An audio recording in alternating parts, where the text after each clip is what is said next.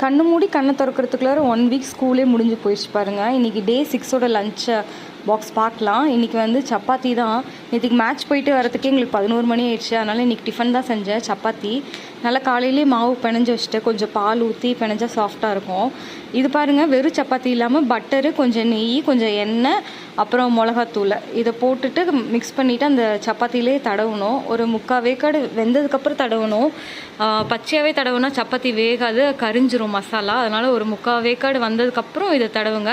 இதிலே கார்லிக்கு நல்லா சாப் பண்ண கொரியாண்டர் லீவ்ஸ் இதெல்லாம் போட்டு நல்லா பண்ணாலும் நல்லாயிருக்கும். சப்பாத்தி நான் மாதிரி இருக்கும். இவங்களுக்கு இதை தான் ப்ரிஃபர் பண்ணுவாங்க. அதனால் நான் இதில் வந்து மிளகாத்தூள் தான் போடுவேன். இதில் கொஞ்சம் ஸ்பைஸாக நல்லாயிருக்கும்.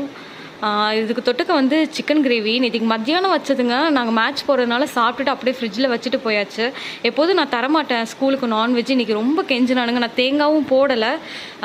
அதனால் ஓகேன்னு சொல்லிவிட்டு இந்த தடவை நான் கொடுத்துருக்கேன். தேங்காய் போடாதனால கொடுத்தேன். தேங்காய் போட்டிருந்தால் கண்டிப்பாக கொடுத்துருக்க மாட்டேன். அவ்வளோதாங்க, சப்பாத்தியை ரெடி பண்ணியாச்சு. இன்றைக்கி கொஞ்சம் சீக்கிரம் பண்ணியாச்சு டிஃபனு.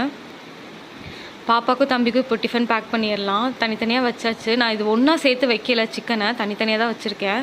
இன்றைக்கி வந்து ஸ்நாக்ஸ் வந்து ஊற வச்ச சுண்டலில் வந்து உப்பு போட்டு வேக வச்சுருக்கேன். லைட்டாக முளைக்கட்டினது, அப்புறம் நட்ஸு கொஞ்சம் வச்சுருக்கேன். பாப்பாவுக்கு பிச்சு போட்டிருக்கேன், அப்போ தான் ஈஸியாக சாப்பிடுவா, டைம் கொஞ்சம் கன்சியூம் ஆகாது அப்படின்ட்டு. பாய் டூடல்ஸ்.